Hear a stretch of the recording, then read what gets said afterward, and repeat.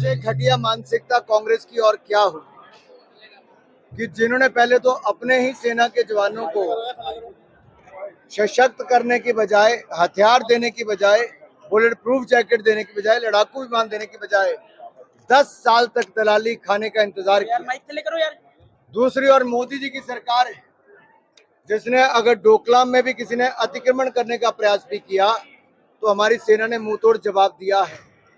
पुलवामा के बाद surgical strike और एयर स्ट्राइक करने का काम भी किया है। हमने देश के अंदर भी आतंकवादी हमले और नक्सलवाद को कुचलने का काम किया है।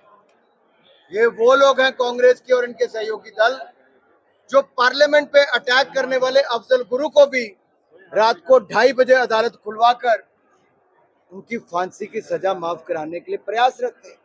कांग्रेस के लोग वो हैं जो टुकड़े टुकड़े गैंग जो भारत का नामो निशान मिटा देना चाहती है उनको भी अपने राजनीतिक दल में शामिल करवाते हैं और पार्टी की टिकट देते हैं। कांग्रेस ने जो देश का साथ अन्याय किया है वो देश कभी भूलेगा नहीं।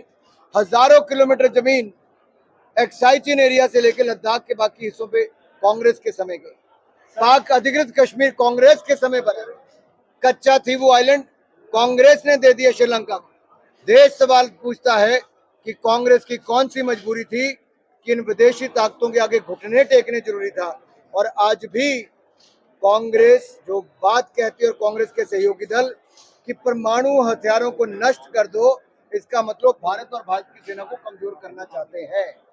उनका ये भी कहना है, वो कह रहे हैं कि जब भी चुनाव आते हैं तो उनको जिताने के लिए एक संविधान तैयार किया जाता है और बीजेपी को पता है कि लोगों को कैसे मरवाना है और लोगों की लाशों पे ये खेलते हैं। देखिए, जिसने भी ये टिप्पणी की है मैं उनकी सोच और उनका दिवालियापन सोच का ये साफ नजर आता है। जो कुछ महीने के लिए मुख्यमंत्री बने हो और उसमें भी करप्शन चार्जेस के चलते ऊपर से नीचे तक घिरे हो, कांग्रेस के पास बचा था तो ऐसा ही कुछ बचा था।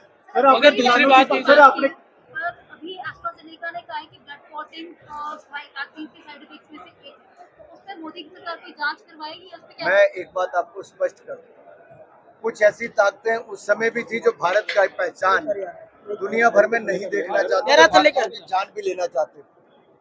ये वो लोग हैं जो भय भ्रम फैलाते हैं, अफवाहें फैलाते हैं। और उन्होंने तब भी कहा था कि भारत की वैक्सीन मत लगाओ। आज लगभग 2 साल होने को आए वैक्सीन लगी, आपके सामने सब कुछ है। 220 करोड़ वैक्सीन लगी, हम सब आपके सामने हैं। देश के लोगों की जान बची है, महामारी से भी बचाया, भूखमरी से बचाया।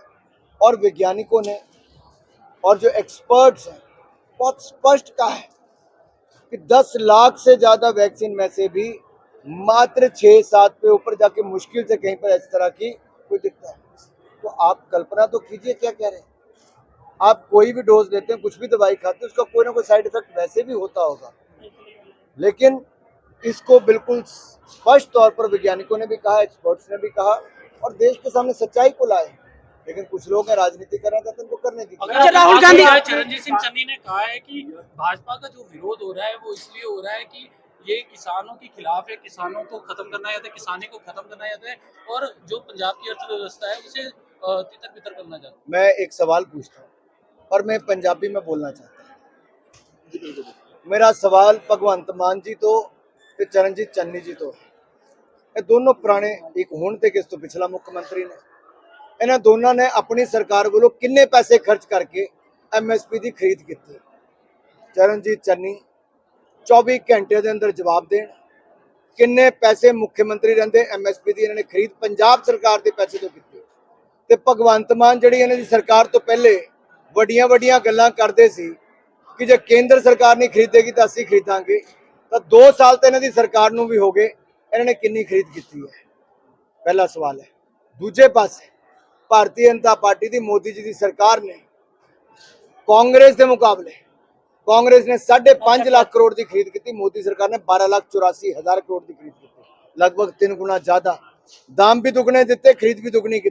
मोदी सरकार है किसानों के हित च काम। जालंधर सीट की बात की जाए तो आज चिरंजीव सिंह चन्नी ने ये भी कहा कि सुशील रिंकू और शीतल अंगराल कह रहे कि ये पूरा शहर में जो माफिया चला रहे, नशा का व्यापार चला रहे, दड़े सट्टे का लॉटरी का कारोबार, जिसका भाई खुद ईडी की जांच में है, परिवार के ऊपर भ्रष्टाचार के गंभीर आरोप है, जिसने चंद महीनों की सरकार में पंजाब में लूट से लेकर हर तरह के हथकंडे वहां पे अपनाए हों, आज उनको पहले उसका जवाब देना चाहिए। तो बेहतर ਤੁਸੀਂ ਗੱਲ ਕੀਤੀ ਪਰ ਕਿਸਾਨ ਲਗਾਤਾਰ ਵਿਰੋਧ ਕਰਦੇ ਲੱਗਦਾ ਕਿ ਕੁਝ ਸਮਝਾ ਲਿਆ ਜਾਏਗਾ ਜਾਂ ਇਸੇ ਦਾ ਕੋਈ ਤੱਤ ਨਿਕਲ ਸਕਦਾ ਜਾਂ ਕੋਈ ਹੱਲ ਨਿਕਲ ਸਕਦਾ क्योंकि लगातार विरोध होना। मेरा मीडिया के मित्रों से आग्रह है कि आप ये सारे आंकड़े किसान भाइयों को बताइए कि भाजपा ने ही किसान का विकास किया है, किसान को समृद्ध संपन्न बनाने का काम किया है, स्वामीनाथन कमेटी की रिपोर्ट को लागू किया है, दाम भी दुगने और खरीद भी दुगनी की है और आगे भी करेंगे।